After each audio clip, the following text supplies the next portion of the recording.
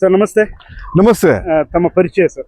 ನಾನು ಡಾಕ್ಟರ್ ಪ್ರಸನ್ನ ಅಂತೇಳಿ ಇಲ್ಲಿ ತೋಟಗಾರಿಕಾ ಮಹಾವಿದ್ಯಾಲಯ ಬೆಂಗಳೂರಿನಲ್ಲಿ ಮಣ್ಣು ವಿಜ್ಞಾನಿಯಾಗಿ ಕೆಲಸ ಮಾಡ್ತಾ ಇದ್ದೀನಿ.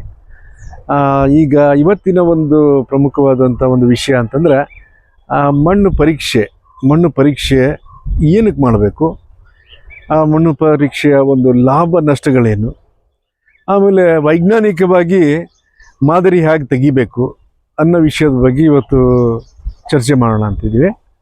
ಮೊದಲನೇದಾಗಿ ಏನಪ್ಪ ಅಂತಂದರೆ ಮಣ್ಣು ಪರೀಕ್ಷೆ ಮಾಡಲೇಬೇಕಾಗತ್ತೆ. ಮಣ್ಣು ಪರೀಕ್ಷೆ ಮಾಡೋದ್ರಿಂದ ಏನಾಗುತ್ತೆ, ಮಣ್ಣಿನಲ್ಲಿರುವಂಥ ಸಾವಯವ ಇಂಗಾಲ, ಪೋಷಕಾಂಶಗಳ ಮಟ್ಟ, ನಂತರ ನೀರನ್ನು ಹಿಡಿದಿಟ್ಕೊಳ್ಳುವಂಥ ಶಕ್ತಿ ಇದೆಯಾ ಇಲ್ಲ, ಅಥವಾ ಬಸಿಯುವಂಥ ಗುಣ ಇದೆಯಾ, ನೀರಾವರಿಗೆ ಸೂಕ್ತನಾ, ಅಥವಾ ಯಾವ ಬೆಳೆಗೆ ಈ ಒಂದು ಮಣ್ಣು ಸೂಕ್ತ ಅನ್ನೋದನ್ನು ನಿರ್ಧಾರ ಮಾಡೋದಕ್ಕೆ ಮಣ್ಣು ಪರೀಕ್ಷೆ ಭಾಳಷ್ಟು ಅವಶ್ಯಕ.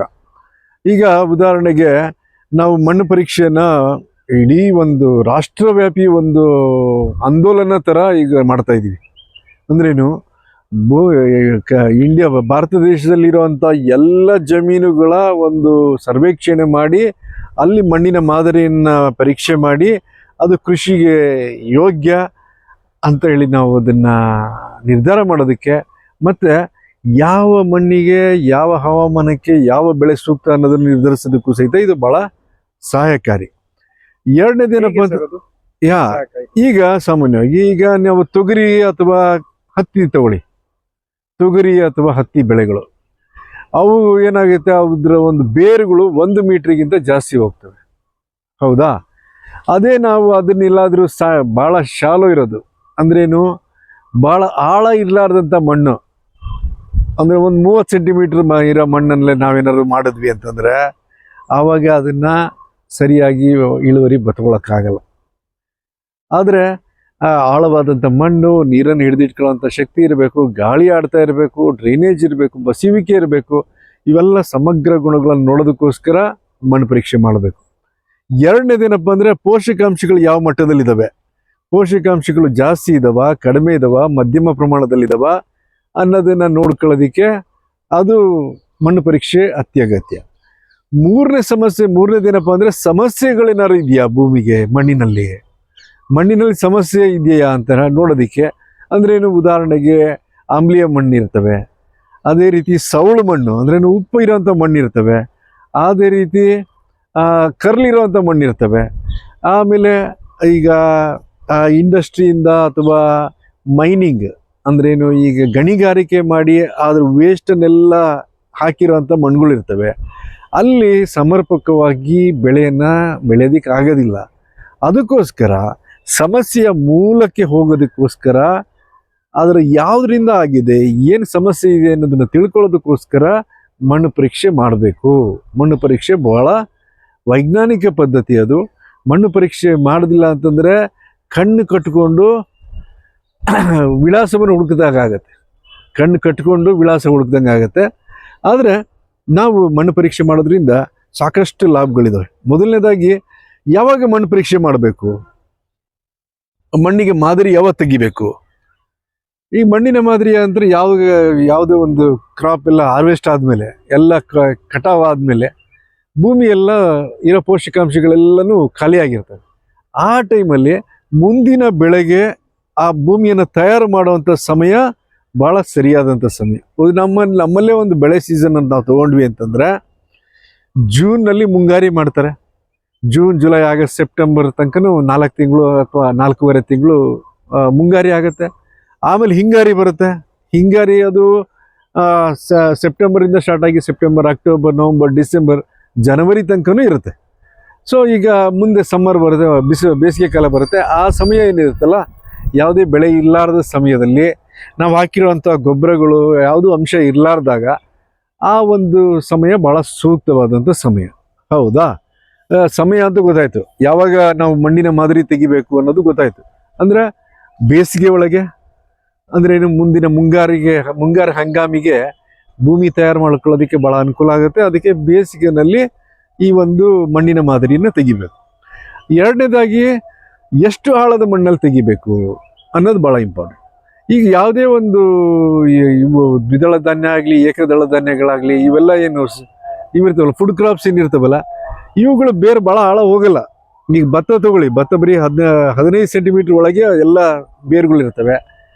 ಜೋಳನೂ ಅಷ್ಟೇ, ಜೋಳ ಸ್ವಲ್ಪ ಆಳಕ್ಕೆ ಹೋಗುತ್ತೆ. ಮುಸ್ಕಿನ ಜೋಳ, ಗೋವಿನ ಜೋಳ ಇವೆಲ್ಲ ಭಾಳ ಮೇಲೆ ಇರುತ್ತೆ ರೂಟು. ಗೋಧಿ ಆಗಲಿ, ಸಜ್ಜೆ ಆಗಲಿ, ನವಣೆ, ಬರಗು ಇವೆಲ್ಲಕ್ಕೂ ಮೇಲಷ್ಟೇ, ಅಂದರೆ ಟಾಪ್ ಸಾಯಿಲ್ ಮೇಲ್ಮಣ್ಣಿನಲ್ಲಷ್ಟೇ ಅವುಗಳ ರೂಟ್ಸ್ ಇರ್ತವೆ. 90-95% ರೂಟು ಬರೀ ಮೇಲ್ಮಣ್ಣಲ್ಲಿರುತ್ತೆ. ಆ ಥರ ಬೆಳೆಗಳಿಗೆ ಏನು ಮಾಡ್ಬೋದಪ್ಪ ಅಂದರೆ 15 ಸೆಂಟಿಮೀಟ್ರು ಆಳದ ಮಣ್ಣು ತಗೋಬೇಕು. ಉದಾಹರಣೆಗೆ ಇಲ್ಲಿ ನೋಡಿ, ಇದು 15 ಸೆಂಟಿಮೀಟ್ರ್ ಇದೆಯಲ್ಲ, ಈ ಥರ ಒಂದು ವಿ ಶೇಪಲ್ಲಿ ಒಂದು ಗುಂಡಿಯನ್ನು ತೆಗೆದುಬಿಟ್ಟು ಈ ಮೇಲಿಂದನೂ ಮಣ್ಣನ್ನು ಉದುರಿಸ್ಕೋಬೇಕು. ಅದಕ್ಕೆ ಬರೀ ಇದು ಗುಂಡಿ ತೆಗೆದುಬಿಟ್ಟು ಕೆಳಗಿನ ಮಣ್ಣು ತರಬಾರ್ದು. ಈ ಮೇಲಿಂದನೂ ಸಹಿತ 15 ಸೆಂಟಿಮೀಟ್ರಿಗೆ ಇದನ್ನ ಆಳದ ಮಣ್ಣನ್ನ ತಗೋಬೇಕು. ಯಾಕೆಂದ್ರೆ 15 ಸೆಂಟಿಮೀಟ್ರ್ ಮಣ್ಣಿನಿರುತ್ತೆ ಮೇಲಿಂದ್ರಲ್ಲಿ, ಅದರಲ್ಲಿ ಸಾಕಷ್ಟು ಪೋಷಕಾಂಶಗಳಿರ್ತವೆ, ಸಾವಯವ ಇಂಗಾಲ ಇರುತ್ತೆ, ಆನಂತರ ಸೂಕ್ಷ್ಮ ಜೀವಿಗಳು ಸಹಿತ ಇರ್ತವೆ. ಈ ಒಂದು ಮೇಲ್ಮಣ್ಣಿಗೆ ಏನೇನು ಬರುತ್ತೆ?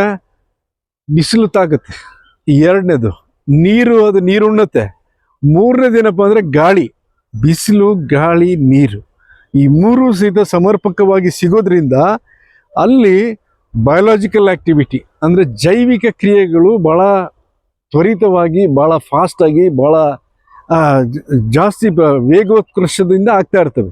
ಹಾಗಾಗಿ ಮೇಲ್ಮಣ್ಣು ಏನಿದೆಯಲ್ಲ, ಮೇಲ್ಮಣ್ಣು ಅದು ಭಾಳಷ್ಟು ಪ್ರಮುಖವಾದ್ದು. ಯಾಕೆ ಅಂತಂದರೆ ಮೇಲ್ಮಣ್ಣಿನಲ್ಲಿ ಎಲ್ಲ ಪೋಷಕಾಂಶಗಳಿರೋದು, ಸಾವಯವ ಇಂಗಾಲ ಇರೋದು, ಬೆಳೆಯುವಂಥ ಶಕ್ತಿ ಇರೋದು ಮೇಲ್ಮಣ್ಣಲ್ಲಿರುತ್ತೆ. ಅಲ್ಲಿ ಮೇಲ್ಮಣ್ಣನ್ನು 15 ಸೆಂಟಿಮೀಟ್ರ್ ತನಕ ಆಳದಲ್ಲಿ ತಗೋಬೇಕು. ಆದರೆ ಕೆಲವೊಂದು ಸನ್ನಿವೇಶದಲ್ಲಿ ಆಳವಾದ ಬೇರುಗಳಿರುವಂಥ ಬೆಳೆಗಳಿರ್ತವೆ. ಉದಾಹರಣೆಗೆ ಹತ್ತಿ ಅಥವಾ ತೊಗರಿ ತಗೊಂಡ್ವಿ ಅಂತಂದರೆ, ತೊಗರಿನಲ್ಲಿ 1 ಮೀಟ್ರಿಗಿಂತ, ಹತ್ತಿನಲ್ಲಿ 1 ಮೀಟ್ರಿಗಿಂತನೂ ಆಳಕ್ಕೆ ಬೇರುಗಳು ಹೋಗ್ತವೆ. ತಾಯಿ ಬೇರು ಹೋಗುತ್ತೆ, ತಂತು ಬೇರುಗಳು ಇರ್ತವೆ, ಅದಕ್ಕೆ ಇರ್ತವೆ. ಆವಾಗ ಏನು ಮಾಡಬೇಕಾಗತ್ತೆ? ಆವಾಗ ಆಳ ತನಕನೂ ತಗೋಬೇಕಾಗತ್ತೆ ಮಣ್ಣನ್ನು. 1 ಮೀಟ್ರ್ ತನಕ ಅಂದರೆ 15 ಸೆಂಟಿಮೀಟ್ರ್ ಒಂದು ಅಂತರದಲ್ಲಿ 15, 0 to ಅಂದರೆ ಮೇಲಿನ 15 ಸೆಂಟಿಮೀಟ್ರು, ನೆಕ್ಸ್ಟ್ 15ರಿಂದ 30 ಸೆಂಟಿಮೀಟ್ರು, 30ರಿಂದ 45 ಸೆಂಟಿಮೀಟ್ರು, 45ರಿಂದ 60, 65ರಿಂದ 70, 80, 60, 60ರಿಂದ 75, 75ರಿಂದ 90 ಸೆಂಟಿಮೀಟ್ರ್ ತನಕ ತಗೊಳ್ಳೋದು ಭಾಳ ಅನಿವಾರ್ಯ. ಆಮೇಲೆ ಇನ್ನೊಂದು ವಿಷಯ ಏನಪ್ಪ ಅಂತಂದರೆ, ಈಗ ಆಳ ಮಣ್ಣಲ್ಲೇ ಯಾವ ಮಾದರಿ ತಗೊಳ್ಬೇಕಾಗಿರುವಂಥ ಅವಶ್ಯಕತೆ ಬರೋದು ಎಲ್ಲಿ ಅಂತಂದರೆ, ಎಲ್ಲಿ ಸಮಸ್ಯಾತ್ಮಕ ಮಣ್ಣುಗಳಿರ್ತವೆ ಅಲ್ಲಿ ಆಳದ ಮಾದರಿ ಭಾಳಷ್ಟು ಅತ್ಯವಶ್ಯಕ. ಸಮಸ್ಯಾತ್ಮಕ ಮಣ್ಣುಗಳು ಅಂದರೆ ಸೌಳು ಅಥವಾ ಉಪ್ಪಿರುವಂಥ ಮಣ್ಣುಗಳು. ಈಗ ಸಾಮಾನ್ಯವಾಗಿ ಅಚ್ಚುಕಟ್ಟು ಪ್ರದೇಶ ಅಥವಾ ಕಮಾಂಡ್ ಏರಿಯಾ ಅಂತ ಏನು ಹೇಳ್ತೀವಿ, ಕಮಾಂಡ್ ಏರಿಯಾದಲ್ಲಿ ಏನಾಗುತ್ತೆ, ನಿರಂತರವಾಗಿ ಹೆಚ್ಚುವರಿ ನೀರಾವರಿ ಕೊಡೋದ್ರಿಂದ, ನೀರನ್ನು ಜಾಸ್ತಿ ಹರಿಸೋದ್ರಿಂದ, ನೀರನ್ನು ನಿಲ್ಲಿಸೋದ್ರಿಂದ ಅಲ್ಲೇನಾಗಿರುತ್ತೆ, ಭೂಮಿನಲ್ಲಿ ಯಥೇಚ್ಛವಾದಂಥ ಒಂದು ಸಾಲ್ಟ್ ಅಥವಾ ಉಪ್ಪಿನಂಶ ಶೇಖರಣೆಗೊಂಡಿರುತ್ತೆ. ಈ ಉಪ್ಪಿನಂಶ ಏನಿದೆ ಇದು ನೀರಾವರಿಯಿಂದ ಆಗಿರೋದೇ ಜಾಸ್ತಿ. ಸ್ವಾಭಾವಿಕವಾಗಿ ಸ್ವಲ್ಪ ಇತ್ತು ಅಷ್ಟೇ, ಉಪ್ಪು ಅಲ್ಲಲ್ಲಿ ಇರ್ತಿದ್ವು, ಎಲ್ಲ ಒಣ ಪ್ರದೇಶದಲ್ಲಿ ಇರ್ತಿದ್ವು. ಆದರೆ ಸಾರ್ವತ್ರಿಕವಾಗಿ ಈ ಒಂದು ನೀರಾವರಿ ಎಲ್ಲಿ ಅವೈಜ್ಞಾನಿಕ ಪದ್ಧತಿಯಿಂದ ಎಲ್ಲಿ ನೀರಾವರಿ ಮಾಡ್ತಿದ್ದಾರಲ್ಲ, ಆ ಪ್ರದೇಶದಲ್ಲಿ ಸಾಕಷ್ಟು ಉಪ್ಪಿರುವಂಥ ಒಂದು ಜಮೀನುಗಳಿದ್ದಾವೆ. ಆ ಒಂದು ಜಮೀನಿನಲ್ಲಿ ಏನು ಮಾಡಬೇಕಪ್ಪ ಅಂತಂದರೆ, ಅಲ್ಲಿ ಉಪ್ಪಿನ ಒಂದು ಪ್ರಮಾಣ ಅದು ನಮ್ಮ ಒಂದು ಸೀಸನ್ ಮೇಲೆ ಡಿಪೆಂಡ್ ಇರುತ್ತೆ.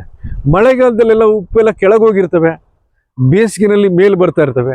ಹಾಗಾಗಿ ನಾವು ಬೇಸಿಗೆನಲ್ಲಿ ಇದನ್ನು ತೆಗೆದಾಗ ಮೇಲಿಂದೆಲ್ಲ ಬರೀ ಉಪ್ಪೇ ಸಿಗುತ್ತೆ.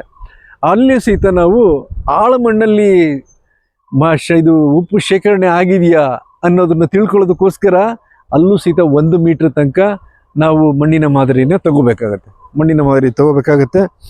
ಇದಲ್ದಲೆ ಕೆಲವೊಂದು ಟೈಮ್ ಏನಾಗುತ್ತಪ್ಪ ಅಂತಂದರೆ, ಮಣ್ಣು ಭಾಳ ಚೆನ್ನಾಗಿ ಕಾಣಿಸ್ತಾ ಇರುತ್ತೆ, ಮೇಲೆಲ್ಲ ಚೆನ್ನಾಗಿ ಕಾಣಿಸ್ತಾ ಇರುತ್ತೆ, ಕೆಳಗಡೆ ಒಂದು ಗಟ್ಟಿ ಲೇಯರ್ ಪದರ ಬಂದ್ಬಿಡಿರುತ್ತೆ, ಹಾರ್ಡ್ ಪ್ಯಾನ್ ಅಂತ ಹೇಳ್ತೀವಿ. ಗಟ್ಟಿ ಪದರ ಬಂದ್ಬಿಡ್ತಪ್ಪ ಅಂತಂದರೆ ಅಲ್ಲಿ ಬಹುವಾರ್ಷಿಕ ಬೆಳೆಗಳೇನಿರ್ತವೆ ಅವುಗಳನ್ನು ಬೆಳೆಯೋದಕ್ಕೆ ಆಗಲ್ಲ. ಬಹುವಾರ್ಷಿಕ ಬೆಳೆ ಅಂದ ತಕ್ಷಣ ನಿಮಗೆ ಅನಿಸುತ್ತೆ ತೆಂಗು, ಅಡಿಕೆ ಅಂತೇಳಿ. ತೆಂಗು ಅಡಿಕೆ ಆದ್ರೂ ಸಹಿತ ಅವನು ಸಹಿತ ಅದರಲ್ಲೇನು ತಂತು ಬೇರುಗಳು ಜಾಸ್ತಿ, ತಾಯಿ ಬೇರು ಜಾಸ್ತಿ ಇರೋದಿಲ್ಲ.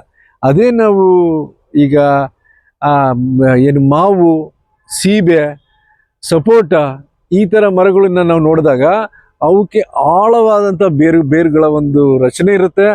ಅಲ್ಲಿ ಈ ಥರ ಏನಾದರೂ ಹಾರ್ಡ್ ಪ್ಯಾನ್ ಬಂತಪ್ಪ ಅಂದ್ರೇನು ಅಲ್ಲಿ ನೀರನ್ನು ಸಹಿತ ದಾಟ್ಸಕ್ಕೆ ಬಿಡೋದಿಲ್ಲ, ಅದು ಬೇರುಗಳು ಸಹಿತ ಅದರಿಂದ ದಾಟ್ಕೊಂಡು ಹೋಗೋದಿಲ್ಲ. ಆ ಟೈಮಲ್ಲೂ ಸಹಿತ ನಾವು ಆಳವಾದಂಥ ಮಾದರಿಯನ್ನು ತಗೋಬೇಕಾಗತ್ತೆ, 1 ಮೀಟ್ರ್ ತನಕ ತಗೋಬೇಕಾಗತ್ತೆ. ಅಲ್ಲಿ ಮಣ್ಣು ಸಮರ್ಪಕವಾಗಿದೆಯಾ ಇಲ್ಲ ಅಂತ ಗೊತ್ತಾಗುತ್ತೆ. ಕೆಳಗೆ ಹೋಗ್ತಾ ಇದ್ದಂಗೆ ಆ ಜೌಗಿನ ಲಕ್ಷಣಗಳು ಸಹಿತ ಗೊತ್ತಾಗ್ಬಿಡುತ್ತೆ ನಮಗೆ. ಆ ಮಣ್ಣು ಏನಾದ್ರು ಜೌಗಿತ್ತಪ್ಪ ಅಂತಂದರೆ, ಜೌಗು ಅಂತಂದರೆ ನೀರು ನಿಂತ್ಕೊಳ್ಳೋದು. ವರ್ಷದ ಒಂದು 3-4 ತಿಂಗಳು ಮಳೆಗಾಲ ನಂತರನೂ ಸಹಿತ ಒಂದು 2 ತಿಂಗಳು ಹೆಚ್ಚಾಗಿ ನೀರು ನಿಂತ್ಕೊಳ್ತಪ್ಪ ಅಂದರೆ ಆ ಮಣ್ಣುಗಳಿಗೆ ಜೌಗು ಅಂತ ಹೇಳ್ತೀವಿ. ಆ ಒಂದು ಆಳ ಮಣ್ಣಿನ ಮಾದರಿಯ ತೆಗೆದಾಗ ಏನಾಗುತ್ತೆ, ನಮಗೆ ಬಹಳ ಕ್ಲಿಯರಾಗಿ ಗೊತ್ತಾಗುತ್ತೆ ಈ ಮಣ್ಣು ಜೌಗಿಗೆ ಇದಾಗಿದೆ. ಅಲ್ಲಿ ಭಾಳಷ್ಟು ಮಾರ್ಪಾಡಾಗಿರ್ತವೆ, ಮಣ್ಣಿನ ಗುಣಧರ್ಮಗಳಲ್ಲಿ ಸಾಕಷ್ಟು ಮಾರ್ಪಾಡಾಗಿರುತ್ತೆ. ಈ ಒಂದು ಸ್ಯಾಂಪಲ್ ತೆಗೆಯೋದ್ರಿಂದ ನಮಗೆ ಆ ಒಂದು ಸಮಸ್ಯೆಯನ್ನು ನಾವು ಗುರ್ತಿಡಿಯೋದಕ್ಕೆ ಅಥವಾ ಗುರುತಿಸೋದಕ್ಕೆ ಭಾಳಷ್ಟು ಸಹಕಾರಿಯಾಗುತ್ತೆ. ಅದಲ್ದಲೆ ಈಗ ನಾನು ನಿಮಗೆ ಹೇಳಿದೆ ಎಷ್ಟು ಆಳ ತೆಗಿಬೇಕಂತೇಳಿ, ಯಾವಾಗ ತೆಗಿಬೇಕಂತಲೂ ಹೇಳಿದೆ. 3ನೇ ಪಾಯಿಂಟ್ ಏನಪ್ಪ ಅಂದ್ರೆ, ಎಷ್ಟು ವರ್ಷಕ್ಕೊಂದ್ಸಲ ಮಾಡಬೇಕು, ಎಷ್ಟು ವರ್ಷಕ್ಕೊಂದ್ಸಲ ಮಣ್ಣಿನ ಮಾದರಿ ತೆಗಿಬೇಕು. ಸಾಮಾನ್ಯವಾಗಿ ಒಣ ಬೇಸಾಯ ಇತ್ತಪ್ಪ ಅಂತಂದರೆ, ಒಣ ಬೇಸಾಯ ಅಂತಂದರೆ ವರ್ಷಕ್ಕೆ ಒಂದೇ ಬೆಳೆ, ಅಲ್ಲಿ 3 ವರ್ಷಕ್ಕೊಂದ್ಸಲ ನಾವು ಮಣ್ಣಿನ ಮಾದರಿಯನ್ನು ತೆಗಿಬೇಕಾಗತ್ತೆ. ಆಮೇಲೆ ನೀರಾವರಿ ಇತ್ತಪ್ಪ ಅಂತಂದರೆ ಅಲ್ಲೇನಾಗುತ್ತೆ, ಒಂದಾದ್ಮೇಲೆ ಒಂದು ಬೆಳೆ ಬೆಳೆದ್ಬಿಡ್ತೀವಿ. ಆವಾಗ 3 ಬೆಳೆ ತೆಗೆದ ತಕ್ಷಣ ಮತ್ತೆ ನಾವು ಮಣ್ಣಿನ ಮಾದರಿ ತೆಗಿಬೇಕಾಗತ್ತೆ. ಯಾಕೆಂದರೆ 3 ಬೆಳೆಗೆ ಆಗ್ತಿದ್ದಂಗೆ ಮಣ್ಣಲ್ಲಿ ಭಾಳಷ್ಟು ಬದಲಾವಣೆಗಳಾಗ್ತವೆ. 3 ಬೆಳೆ ಕಂಟಿನ್ಯೂಸ್ ತೆಗೆದಾಗ ಭಾಳಷ್ಟು ಬದಲಾವಣೆ ಆಗುತ್ತೆ. ಆವಾಗ 3 ಬೆಳೆ ಅಂತಂದರೆ ಒಂದು 2 ವರ್ಷಕ್ಕೊಂದ್ಸಲ ಆದರೂ ನೀರಾವರಿ ಜಮೀನಲ್ಲಿ ತೆಗಿಬೇಕಾಗುತ್ತೆ. ಸ್ಯಾಂಪಲ್ ಹೆಂಗೆ ತೆಗಿಯೋದು? ಈಗ ನಮಗೆ ಒಂದು ಎಲ್ಲ ಒಂದು ಹೆಕ್ಟೇರ್ ಭೂಮಿನಲ್ಲಿ ಹೆಚ್ಚು ಕಡಿಮೆ 2 ಮಿಲಿಯನ್ kg ಮಣ್ಣಿರುತ್ತೆ. ಅದು 2 ಮಿಲಿಯನ್ ಅಂದರೆ 20 ಲಕ್ಷ kg. 20 ಲಕ್ಷ kg ಅಂದರೆ 20 ಲಕ್ಷ kg ಅಂತಂದರೆ ಡಿವೈಡೆಡ್ ಬೈ 1000 ಅಂತಂದರೆ ಹೆಚ್ಚು ಕಡಿಮೆ 2000 ಟನ್. 2000 ಟನ್ ಇರುತ್ತೆ ಒಂದು ಹೆಕ್ಟೇರಲ್ಲಿ. ಬರೀ ಮೇಲಿಂದ 6 ಇಂಚ್ ಮಣ್ಣು 2000 ಟನ್ ಇರುತ್ತೆ. 2000 ಅಂತಂದರೆ ನನಗೆ ನೋಡಿಬೇಕಾರೆ 2000 × 10 ಅಂದರೆ 20,000, 20,000 ಅಂದರೆ 2 ಲಕ್ಷ, 20 ಲಕ್ಷ ಕರೆಕ್ಟ್ ಆಯ್ತು. 2000 ಟನ್ನಷ್ಟು ಮಣ್ಣಿರುತ್ತೆ. 2 ಮಿಲಿಯನ್ kg ಅಂತ ಹೇಳ್ತೀವಿ. ಆದರೆ ನಾವು ಪ್ರಯೋಗಶಾಲೆಗೆ ತೊಗೊಂಬರೋದು ಎಷ್ಟು ಮಣ್ಣು? ಅರ್ಧದಿಂದ 1 kg ತರ್ತೀವಿ. ಅಂದರೆ ನಾವು ಒಂದು ಹೆಕ್ಟೇರ್ ಭೂಮಿನಲ್ಲಿ 2000 ಟನ್ ಮಣ್ಣನ್ನು ಪ್ರತಿನಿಧಿಸೋದಕ್ಕೆ ಕೇವಲ ಅರ್ಧದಿಂದ 1 kg ತರ್ತೀವಿ. ಹಾಗಿತ್ತಂದರೆ ಎಲ್ಲ ಒಂದು ಕಡೆ ಮಣ್ಣನ್ನು ತೊಗೊಂಬಂದ್ಬಿಟ್ರೆ ಅದು ನಿಜವಾಗ್ಲೂ ಅದು ಪ್ರತಿನಿಧಿ ಮಾದರಿ ಆಗುತ್ತಾ? ರೆಪ್ರೆಸೆಂಟೇಟಿವ್ ಸ್ಯಾಂಪಲ್ ಆಗುತ್ತಾ? ಆಗಕ್ಕೆ ಸಾಧ್ಯನೇ ಇಲ್ಲ. ಯಾಕೆಂದರೆ ಮಣ್ಣಲ್ಲಿ ಸಾಕಷ್ಟು ವೈವಿಧ್ಯಮಯತೆ ಇರುತ್ತೆ. ಮಣ್ಣು ಸಾಕಷ್ಟು ವೈವಿಧ್ಯಮಯ. ಇಲ್ಲಿ ಒಂದು ಹೆಜ್ಜೆಯಿಂದ ಒಂದು ಹೆಜ್ಜೆಗೆ ಮಣ್ಣು ಬೇರೆ ಆಗ್ತಾ ಇರುತ್ತೆ. ಹಂಗಿದ್ದಾಗ ನಾವು ಎಲ್ಲೋ ಒಂದು ಕಡೆ ಒಂದು ಗುಂಡಿ ತೆಗೆದ್ಬಿಟ್ಟು ಒಂದು ಅರ್ಧ kg ಮಣ್ಣು ತಗೊಂಬಂದ್ಬಿಟ್ಟೆ ಅಂತಂದರೆ ಆ ಇಡೀ ಒಂದು ಜಮೀನಿನ ಒಂದು ಪ್ರಾತಿನಿಧ್ಯ ಮಾಡೋಕ್ಕೆ ಸಾಧ್ಯ ಇಲ್ಲ. ಅದಕ್ಕೋಸ್ಕರ ನಾವೇನು ಮಾಡಿದ್ದೀವಿ, 2 ಹೆಕ್ಟೇರ್ ಭೂಮಿಗೆ ಅಂದರೆ 2 ಹೆಕ್ಟೇರ್ ಅಥವಾ 5 ಎಕರೆಗೆ ಒಂದು ಕಾಂಪೋಸಿಟ್ ಸ್ಯಾಂಪಲ್ ಅಂತ ಮಾಡ್ತೀವಿ. ಕಾಂಪೋಸಿಟ್ ಸ್ಯಾಂಪಲ್ ಅಂತಂದ್ರೆ ಏನಂದ್ರೆ, ಇದು ನಾನೇನು ಮಣ್ಣು ತೋರಿಸಿದ್ನಲ್ಲ ಆ ಥರ ಅಡ್ಡಾಡಬೇಕು. ಇಡೀ ಹೊಲದಲ್ಲಿ ಅಡ್ಡಾಡಿ ಅಥವಾ ಇಡೀ ಜಮೀನಲ್ಲಿ ಅಡ್ಡಾಡ್ಬಿಟ್ಟು ಅಲ್ಲಿ ನಾವು ಒಂದು 7-8 ಉಪಮಾದರಿಯನ್ನು ತಗೋಬೇಕಾಗತ್ತೆ. ಉಪಮಾದರಿ ಅಂದ್ರೇನು? ಈ ಭಾಗದಲ್ಲಿ ಒಂದು ಅಂದ್ರೇನು ಜಿಗ್ಜಾಗ್ ಮಾದರಿಯಲ್ಲಿ ಓಡಾಡಿ ಅಲ್ಲೇನು ಮಾಡೋಕ್ಕಾಗುತ್ತೆ, ಅಲ್ಲೊಂದಿಲ್ಲ ಜಿಗ್ಜಾಗ್ ಮಾದರಿನಲ್ಲಿ ನಾವು ಓಡಾಡ್ಬಿಟ್ಟು ಅಲ್ಲಿಂದ ಮಣ್ಣು ತಗೋಬೇಕಾಗತ್ತೆ. ಎಷ್ಟು 5 ಕಡೆ ಒಂದು 8-10 ಕಡೆ ತಗೊಂಡ್ರೆ ಒಳ್ಳೇದು. ಅಂದ್ರೆ ಎಷ್ಟು ಜಾಸ್ತಿ ತಗೊಳ್ತೀವಿ ಅಷ್ಟು ಪ್ರತಿನಿಧಿತ್ವ ವಹಿಸುವಂತ ಮಣ್ಣಿನ ಮಾದರಿ ಕರೆಕ್ಟಾಗಿ ಸಿಗುತ್ತೆ. ಈಗ ಕೆಲವೊಂದು ಅಂಶಗಳಿರುತ್ತೆ. ಈಗ 8-10 ಅಂತ ಹೇಳಿದೆ, 8-10 ಸ್ಯಾಂಪಲ್ಗಳನ್ನ ಎಲ್ಲ ತಗೋಬೇಕಾಗತ್ತೆ. ತಗೊಂಬಂದ್ಬಿಟ್ಟು ಅದನ್ನ ಮಿಕ್ಸ್ ಮಾಡಬೇಕು. ಮಿಕ್ಸ್ ಮಾಡಿ 4 ಭಾಗ ಮಾಡಬೇಕು. 4 ಭಾಗದಲ್ಲಿ 2 ಭಾಗವನ್ನು ಚೆಲ್ಲಬೇಕು. ಮತ್ತೆ ಮಿಕ್ಸ್ ಮಾಡ್ಬೇಕು. ಯಾಕೆ ಅಂತಂದರೆ 8-10 ಕಡೆ ತೊಗೊಂಬಂದಾಗ ಏನಾಗುತ್ತೆ, ಒಂದೊಂದು ಕಡೆ ನೀವು 1-2 kg ತೆಗೆದ್ರು ಸಹಿತ ಒಂದು 20 kg ಅಷ್ಟು ಮಾದರಿ ಬಂದ್ಬಿಡುತ್ತೆ. ನಮಗೆ 20 kg ಅವಶ್ಯಕತೆ ಇರೋದಿಲ್ಲ, ಕೇವಲ ಬೇಕಾಗಿರೋದು 1 kg ಅಷ್ಟು ಮಣ್ಣು ಬೇಕಾಗಿರುತ್ತೆ. ಅದನ್ನು ಹೆಂಗೆ ಅದರೊಳಗೆ ಮತ್ತೆ ಸಬ್ ಸ್ಯಾಂಪಲ್ನೆಲ್ಲ ಚೆನ್ನಾಗಿ ಮಿಕ್ಸ್ ಮಾಡಿಬಿಟ್ಟು 4 ಭಾಗ ಮಾಡಿ ಅದು ಆಪೋಸಿಟ್ ಇರೋದನ್ನು ತೆಗೆದಾಕಿ ಮತ್ತೆ ಇನ್ನೊಂದ್ಸಲ ಮಿಕ್ಸ್ ಮಾಡ್ತಾ ಹೋದ್ವಿ ಅಂದರೆ 20 kg ಇದ್ದು 10 kg ಆಗುತ್ತೆ, 10 ಇದ್ದಿದ್ದು 5 ಆಗುತ್ತೆ, 5 ಇದ್ದಿದ್ದು 2 kg ಆಗುತ್ತೆ, ಆಮೇಲೆ 1 kg ಅಷ್ಟು ಸ್ಯಾಂಪಲನ್ನು ತೊಗೊಂಬರ್ಬೇಕು. ಈಗ ಮಣ್ಣು ಮಾದರಿ ತೆಗಿಯೋ ಟೈಮಲ್ಲಿ ಏನೇನು ನಾವು ಒಂದು ಮುಂಜಾಗ್ರತೆ ಏನು ವಹಿಸ್ಕೋಬೇಕು ಅದು ಭಾಳ ಇಂಪಾರ್ಟೆಂಟ್. ಈಗ ನೋಡಿ, ಇಲ್ಲಿ ಮರಗಳಿದೆ, ಮರದ ಕೆಳಗೆ ನಾವೇನಾದರೂ ಮಾದರಿ ತಗೊಂಡ್ವಿ ಅಂತಂದರೆ ಭಾಳಷ್ಟು ಬದಲಾವಣೆ ಆಗೋ ಚಾನ್ಸಸ್ ಇರುತ್ತೆ. ಯಾಕೆ ಅಂತಂದ್ರೆ ವರ್ಷ ಪೂರ್ತಿ ಅವು ನೆರಳಲ್ಲಿರ್ತವೆ, ಆ ಮಣ್ಣೆಲ್ಲ ನೆರಳಲ್ಲಿರುತ್ತೆ. ಅಲ್ಲಿ ಸಾಕಷ್ಟು ಎಲೆ ದರಗು ಎಲ್ಲ ಬಿದ್ದುಬಿಟ್ಟು ಏನಾಗುತ್ತೆ, ಸಾವಯವ ಇಂಗಾಲದ ಪ್ರಮಾಣ ಜಾಸ್ತಿ ಇರುತ್ತೆ, ಮೈಕ್ರೋಬಿಯಲ್ ಆಕ್ಟಿವಿಟಿ ಜಾಸ್ತಿ ಇರುತ್ತೆ. ನೆರಳಲ್ಲಿರೋದ್ರಿಂದ ಅಲ್ಲಿ ಬಾಷ್ಪೀಕರಣ ಆಗಲ್ಲ, ನೀರಿನ ಅಂಶನೂ ಜಾಸ್ತಿ ಇರುತ್ತೆ. ಅಲ್ಲಿ ಆ ಥರ ಒಂದು ಪ್ರದೇಶದಲ್ಲಿ ಮಣ್ಣಿನ ಮಾದರಿ ತಗೊಳ್ಬಾರ್ದು. ಎರಡನೇ ದಿನಪ್ಪ, ಈಗ ಹೊಸದಾಗಿ ಈಗ ಬಿತ್ತಿರ್ತೀವಿ, ಬಿತ್ತೋ ಟೈಮಲ್ಲಿ ಗೊಬ್ಬರ ಕೊಟ್ಟಿರ್ತೀವಿ, ರಸಗೊಬ್ಬರನೂ ಹಾಕಿರ್ತೀವಿ, ಹೆಂಡಿ ಗೊಬ್ಬರ ಹಾಕಿರ್ತೀವಿ, ಆ ಟೈಮಲ್ಲಿ ಮಾದರಿ ತೆಗಿಬಾರ್ದು. ಆಮೇಲೆ ಭಾಳ ತಗ್ಗಿರೋಂಥ ಪ್ರದೇಶದಲ್ಲಿ ಬದುಗಳ ಪಕ್ಕದಲ್ಲೂ ಸಹಿತ ಮಾದರಿ ತೆಗಿಬಾರ್ದು. ಕಾರಣ ಏನಪ್ಪ ಅಂತಂದ್ರೆ, ಮೇಲಿನ ಎತ್ತರ ಪ್ರದೇಶದಿಂದ ಕೆಳಗೆ ಹರ್ಕೊಂಡು ಹೋಗಿರುತ್ತಲ್ಲ ಮಣ್ಣು, ಅಲ್ಲಿ ಪೋಷಕಾಂಶ ಜಾಸ್ತಿ ಇರುತ್ತೆ. ಆ ಥರ ಒಂದು ಜಾಗಗಳನ್ನು ಅವಾಯ್ಡ್ ಮಾಡಬೇಕು. ಆಮೇಲೆ ಸಾಮಾನ್ಯವಾಗಿ ಹೊಲದೊಳಗೆ ದನ ಕರುಗಳನ್ನು ಕಟ್ಟಿರ್ತೀವಿ, ಕೊಟ್ಟಿಗೆ ಇರುತ್ತೆ, ಕೊಟ್ಟಿಗೆಯಿಂದ ಸಗಣಿ ಗಂಜಲ ಎಲ್ಲ ಬರ್ತಾ ಇರುತ್ತೆ, ಅದು ಹೊಲಕ್ಕೆ ಹೋಗ್ತಾ ಇರುತ್ತಲ್ಲ, ಆ ಥರ ಜಾಗಗಳಲ್ಲಿ ತಗೋಬಾರ್ದು. ಆಮೇಲೆ ಇದು ನಾವು ಏನು ಗೊಬ್ಬರ ಹಾಕಿರ್ತೀವಲ್ಲ, ಇದನ್ನ ಕೊಟ್ಟಿಗೆ ಗೊಬ್ಬರವನ್ನೆಲ್ಲ ಶೇಖರಣೆ ಮಾಡಿರ್ತೀವಲ್ಲ ಹೊಲದಲ್ಲಿ, ಆ ಜಾಗದಲ್ಲಿ ಮಣ್ಣಿನ ಮಾದರಿ ತಗೊಳ್ಬಾರ್ದು. ಆಮೇಲೆ ಈಗ ಎಲೆಕ್ಟ್ರಿಕ್ ಕಂಬದ ಇದ್ರ ಪಕ್ಕದಲ್ಲೂ ಸಹಿತ ಇದಾಗಬಾರ್ದು, ಸ್ಯಾಂಪಲ್ ತೆಗಿಬಾರ್ದು. ಯಾಕೆ ಅಂತಂದರೆ ಎಲೆಕ್ಟ್ರಿಕ್ ಕಂಬ ಹಾಕೋ ಟೈಮಲ್ಲಿ ಏನು ಮಾಡಿರ್ತಾರೆ, ದೊಡ್ಡ ಗುಂಡಿ ತೆಗೆದಿರ್ತಾರೆ, ಕೆಳಗಿನ ಮಣ್ಣೆಲ್ಲ ಮೇಲೆ ಬಂದಿರುತ್ತೆ. ಆವಾಗ ಅದು ನಿಜವಾದ ಮಾದರಿ ಇರೋದಿಲ್ಲ. ಅಂದ್ರೇನು, ಇಡೀ ಒಂದು 5 ಎಕರೆ ಒಳಗೆ ಒಂದೇ ಒಂದು ಕಂಬ ಬಂದಿರುತ್ತೆ, ಆ ಕಂಬದೊಳಗೆ ನಾವು ಅದ್ರ ಪಕ್ಕ ತೊಗೊಂಡ್ಬಿಟ್ಟಿವಿ ಅಂತಂದ್ರೆ ಅದು ನಿಜವಾದಂಥ ಒಂದು ಮಾದರಿ ಆಗೋದಿಲ್ಲ. ಅದಕ್ಕೋಸ್ಕರ ಅದಲ್ಲದೆ ಎಲ್ಲಾದರೂ ಒಂದು ಸಣ್ಣ ಪ್ಯಾಚಲ್ಲಿ ಏನಾದ್ರು ಉಪ್ಪಿತ್ತು ಅಥವಾ ನೀರು ನಿಂತ್ಕೊಂಡಿತ್ತಪ್ಪ ಅಂತಂದರೆ ಆ ಜಾಗಗಳನ್ನು ಅವಾಯ್ಡ್ ಮಾಡಬೇಕು. ಅದನ್ನೇ ಸಪ್ರೇಟಾಗಿ ಬೇಕಾದ್ರೆ ಸ್ಯಾಂಪಲ್ ಭಾಳ ವಿಸ್ತೀರ್ಣವಾದಂಥ ಜಾಗ ಇತ್ತಪ್ಪ ಅಂತಂದರೆ ಅಲ್ಲಿಂದನೇ ಒಂದು ಸಪ್ರೇಟಾಗಿ ಒಂದು ಮಾದರಿ ತೊಗೊಂಡು ಅದನ್ನು ಸಪ್ರೇಟಾಗಿ ಪ್ಯಾಕ್ ಮಾಡಿ ತೊಗೊಂಬಂದು ಕೊಡಬೇಕು. ನಂತರ ಇದು ಮಣ್ಣನ್ನು ಯಾವ ರೀತಿ ಇದು ಮಾಡಬೇಕು, ಈಗ ಮಣ್ಣನ್ನು ಕಲೆಕ್ಟ್ ಮಾಡಿದ ತಕ್ಷಣ ಅದನ್ನು ನೆರಳಲ್ಲಿ ಆರಿಸ್ಬೇಕು, ನೆರಳಲ್ಲಿ ಅದನ್ನು ಒಣಗಿಸ್ಬೇಕು. ನೆರಳಲ್ಲಿ ಒಣಗಿಸ್ಬಿಟ್ಟು ನಂತರ ಒಂದು ಪಾಲಿಥೀನ್ ಬ್ಯಾಗಲ್ಲಿ ಅದರಲ್ಲಿ ಹಾಕ್ಬಿಟ್ಟು ಅದಕ್ಕೆ ರೈತರ ಹೆಸರು, ಸರ್ವೆ ನಂಬರು, ಗ್ರಾಮ ಯಾವುದು, ನಂತರ ಇದು ನೀರಾವರಿನೋ ಅಥವಾ ಖುಷ್ಕಿನ ಒಣ ಬೇಸಾಯನ, ಇದನ್ನೆಲ್ಲ ಬರೀಬೇಕು. ನಂತರ ಹಿಂದಿನ ಬೆಳೆ ಯಾವುದಿತ್ತು ಅದನ್ನು ಸಹಿತ ನಮೂದಿಸ್ಬೇಕು. ಮುಂದೆ ಯಾವ ಉದ್ದೇಶಿತ ಬೆಳೆ ಯಾವುದಿದೆ ಅದನ್ನು ಸಹಿತ ಒಂದು ಮಾಹಿತಿ ಹಾಕಬೇಕು. ಇವೆಲ್ಲನೂ ಬರೋದ್ರಿಂದ ನಮಗೇನಾಗುತ್ತೆ, ನಮಗೊಂದು ಮಾಹಿತಿ ಸಿಗುತ್ತೆ, ಪೂರಕವಾದಂಥ ಮಾಹಿತಿ ಸಿಗುತ್ತೆ.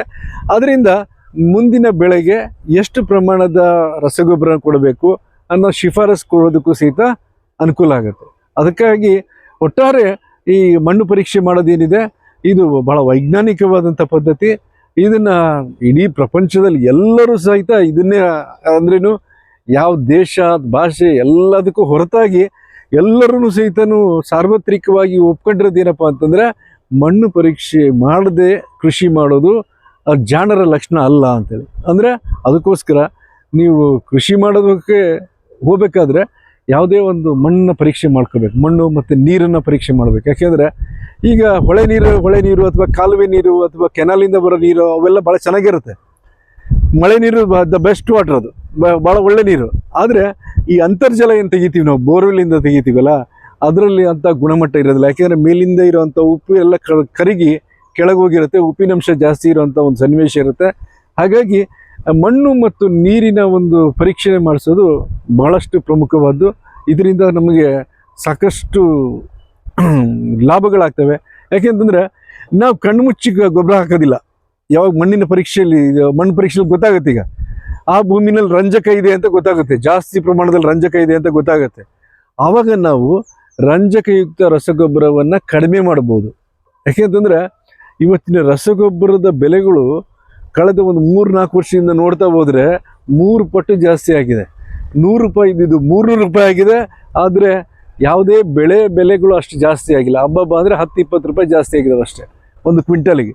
ಅದಕ್ಕೋಸ್ಕರ ರಸಗೊಬ್ಬರಗಳ ಇದು ಬೆಲೆಗಳು ಆಕಾಶದ ಮುಗಿಲು ಮುಟ್ಟಿದ್ದಾವೆ. ಹಾಗಾಗಿ ನಾವು ವಿವೇಚನೆ ರಹಿತವಾಗಿ ರಸಗೊಬ್ಬರಗಳನ್ನು ಬಳಸಬಾರ್ದು. ಇಲ್ಲಿ ನಾವು ವಿವೇಚನೆಯನ್ನು ಇಟ್ಕೊಂಡು ಅದಕ್ಕೆ ಎಷ್ಟು ಅವಶ್ಯಕತೆ ಇದೆಯೋ ಅಷ್ಟೇ ರಸಗೊಬ್ಬರಗಳನ್ನು ಬಳಸಬೇಕಾಗುತ್ತೆ.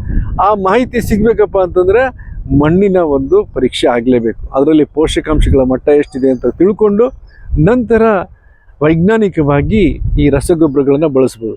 ರಸಗೊಬ್ಬರಗಳನ್ನು ಕಡಿಮೆ ಬಳಸಿದ್ರೂ ತೊಂದರೆ ಆಗುತ್ತೆ, ಜಾಸ್ತಿ ಬಳಸಿದ್ರೂ ಪ್ರದೂಷಣೆ ಆಗುತ್ತೆ, ವಾತಾವರಣಕ್ಕೆ ಪ್ರದೂಷಣೆ ಆಗುತ್ತೆ. ಆಮೇಲೆ ಎಲ್ಲಕ್ಕಿಂತ ಹೆಚ್ಚಾಗಿ ಅವು ಭಾಳ ದುಬಾರಿ ಇರೋದ್ರಿಂದ ನಮ್ಗೆ ಎಷ್ಟು ಅವಶ್ಯಕತೆ ಇದೆ, ನಮ್ಮ ಗಿಡಗಳಿಗೆ ನಮ್ಮ ಬೆಳೆಗೆ ಎಷ್ಟು ಅವಶ್ಯಕತೆ ಇದೆ ಅಷ್ಟನ್ನೇ ನಾವು ಪೂರೈಸಬೇಕಪ್ಪ ಅಂದರೆ ಅದಕ್ಕೆ ವೈಜ್ಞಾನಿಕವಾದಂಥ ಮಣ್ಣು ಪರೀಕ್ಷೆ ಅದು ಮೂಲಭೂತ ಒಂದು ಅವಶ್ಯಕತೆ. ಅದನ್ನು ಮಾಡಲೇಬೇಕಾಗುತ್ತೆ. ಇಷ್ಟೆಲ್ಲ ನೀವು ವಿವರಿಸಿದೆಲ್ಲ ಆಯಿತು. ಈ ಹಿಂದೆ ಅಂದರೆ ಹಿಂದಿನವರು ತಾತ ಮುತ್ತಾತ ಕಾಲದಲ್ಲಿ ಈ ರೀತಿ ಮಣ್ಣಿನ ಪರೀಕ್ಷೆ ಎಲ್ಲ ಇರಲಿಲ್ಲ. ಸೊ ಅವಾಗ ಗೆಲ್ದಿದ್ದು ಈಗ ಯಾಕೆ ಬೇಕು ಅಂತ ಕೆಲವರು ಕೇಳ್ತಾರೆ.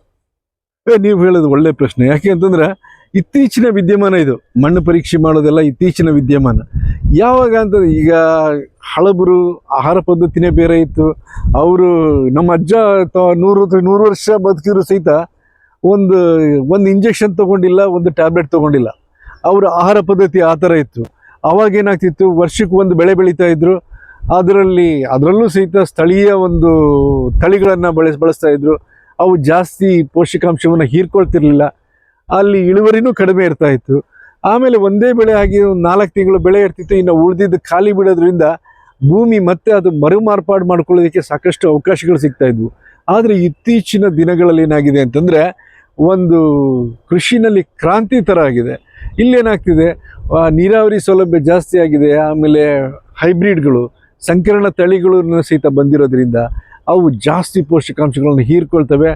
ನಂತರ ವರ್ಷಪೂರ್ತಿ ನಾವು ಸಾಗುವಳಿ ಮಾಡೋದ್ರಿಂದ ಭೂಮಿಗೆ ಸುಧಾರಿಸ್ಕೊಳ್ಳೋದಕ್ಕೆ, ಅದಕ್ಕೆ ತನ್ನನ್ನು ತಾನು ಮಾರ್ಪಾಡು ಮಾಡ್ಕೊಳ್ಳೋದಕ್ಕೆ ಸಮಯಗಳು ಸಿಗ್ತಾ ಇಲ್ಲ.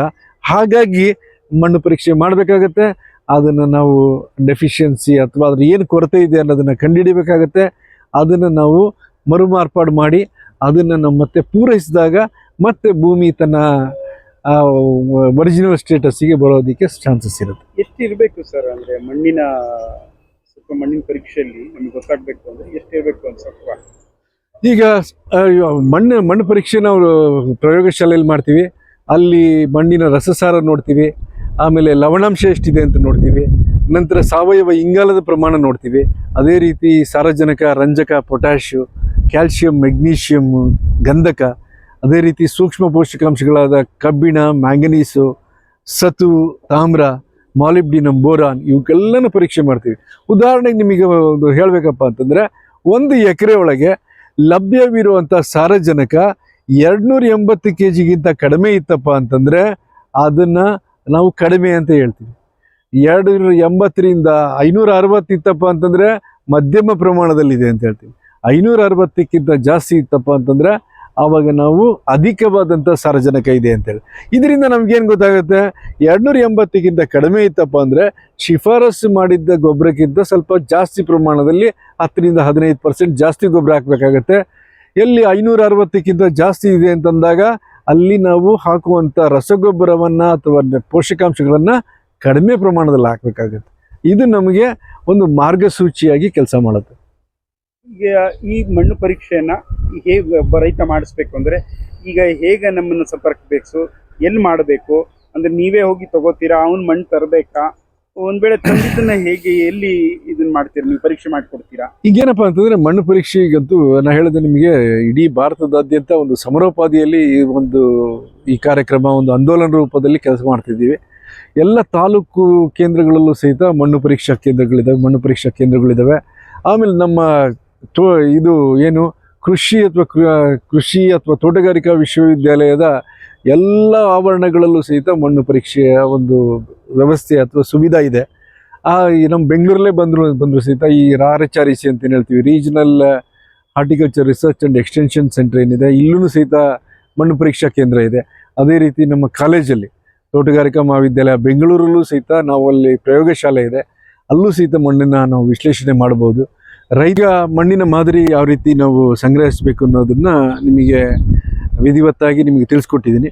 ನಂತರ ಮುಂದಿನ ಹಂತ ಅಂತಂದರೆ ಪ್ರಯೋಗಶಾಲೆಯಲ್ಲಿ ಅದು ಯಾವ ರೀತಿ ನಾವು ವಿಶ್ಲೇಷಣೆ ಮಾಡ್ತೀವಿ, ಒಂದೊಂದು ಅಂಶಕ್ಕೆ ಒಂದೊಂದು ಪದ್ಧತಿ ಇದೆ. ಉದಾಹರಣೆ ಸಾರಜನಕಕ್ಕೆ ಒಂದಿದೆ, ರಂಜಕಕ್ಕೆ ಒಂದಿದೆ, ಪೊಟ್ಯಾಷಿಗೆ ಒಂದಿದೆ, ಸೂಕ್ಷ್ಮ ಪೋಷಕಾಂಶಗಳಿಗೆ ಒಂದಿದೆ. ಆ ಥರ ಮುಂದಿನ ಒಂದು ವಿಡಿಯೋದಲ್ಲಿ ಈ ಒಂದು ಪ್ರಯೋಗಶಾಲೆಗೆ ಬಂದಂಥ ಮಣ್ಣನ್ನು ಯಾವ ರೀತಿ ವಿಶ್ಲೇಷಣೆ ಮಾಡಿಬಿಟ್ಟು ವರ್ಗೀಕರಿಸಿ ಅದನ್ನು ನಾವು ಶಿಫಾರಸು ಕೊಡ್ತೀವಿ ಅನ್ನೋದನ್ನು ಮುಂದಿನ ವಿಡಿಯೋದಲ್ಲಿ ನೀವು ನೋಡ್ಬೋದು.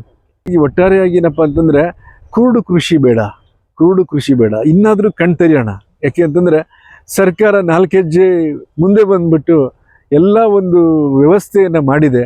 ನಮ್ಮ ರೈತರು 1-2 ಹೆಜ್ಜೆ ಮುಂದೆ ಬಂದುಬಿಟ್ಟು ಈ ಒಂದು ಸರ್ಕಾರದ ಒಂದು ಯೋಜನೆಯ ಸದುಪಯೋಗ ಮಾಡ್ಕೊಳ್ಳಿ. ಯಾಕೆಂದರೆ ರಿಯಾಯಿತಿ ದರದಲ್ಲಿ ನಿಮಗೆ ನಿಮ್ಮ ಜಮೀನಿನ, ನಿಮ್ಮ ಮಣ್ಣಿನ ಗುಣಧರ್ಮಗಳನ್ನು ಬಿಡಿಸಿ ಹೇಳ್ತೀವಿ. ಯಾವ ಬೆಳೆಗೆ ಸೂಕ್ತ ಅನ್ನೋದನ್ನು ಹೇಳ್ತೀವಿ. ನಂತರ ಎಷ್ಟು ಪ್ರಮಾಣದ ರಸಗೊಬ್ಬರ ಹಾಕಬೇಕು ಅನ್ನೋದು ಹೇಳ್ತೀವಿ. ಯಾವ ತಳಿಯಲ್ಲಿ ಚೆನ್ನಾಗಿ ಬರುತ್ತೆ ಅನ್ನೋ ವಿಷಯನೂ ಸಹಿತ ನಿಮಗೆ ಮಂದಟ್ಟು ಮಾಡಿಕೊಡ್ತೀವಿ. ಇಷ್ಟೆಲ್ಲನೂ ಸಹಿತ ತುಂಬ ರಿಯಾಯಿತಿ ದರದಲ್ಲಿ, ಅದು ನುರಿತ ವಿಜ್ಞಾನಿಗಳಿಂದ ನಿಮಗೆ ಈ ಒಂದು ಮಾಹಿತಿ ಸಿಗುತ್ತೆ. ಆ ಮಾಹಿತಿಯನ್ನು ನೀವು ಸದುಪಯೋಗ ಮಾಡ್ಕೊಳ್ತೀರಾ ಅಂತ ಆಶಿಸ್ತಾ ನನ್ನ ಮಾತನ್ನು ಮುಗಿಸ್ತೀನಿ. ನಮಸ್ತೆ. ಮಣ್ಣಿನ ಬಗ್ಗೆ ಏನಾದರೂ ಡೌಟ್ಸ್ ಇತ್ತು ಅಂದರೆ ತಮ್ಮನ್ನು ಸಂಪರ್ಕಿಸ್ಬೋದಾ? ಅವಶ್ಯವಾಗಿ ಮಾತಾಡಲಿ. ಏನೇ ಸಮಸ್ಯೆ ಇದ್ದರೂ ಸಹಿತ ನನ್ನನ್ನು ಸಂಪರ್ಕಿಸ್ಬೋದು. ನನ್ನ phone number 9448393179 9448931799. Thank you sir. ಇಷ್ಟು ತನಕ ವಿಸ್ತೃತವಾಗಿ ಮಣ್ಣಿನ ಸೊಗಡು, ಮಣ್ಣಿನ ಸಾಧಕ ಬಾಧಕಗಳು ಏನಿದೆ ಅನ್ನೋದನ್ನ ವಿಸ್ತೃತವಾಗಿ ತಿಳಿಸ್ಕೊಟ್ಟಿದ್ದೀರಾ. ಧನ್ಯವಾದಗಳು ಸರ್. ನಮಸ್ತೆ.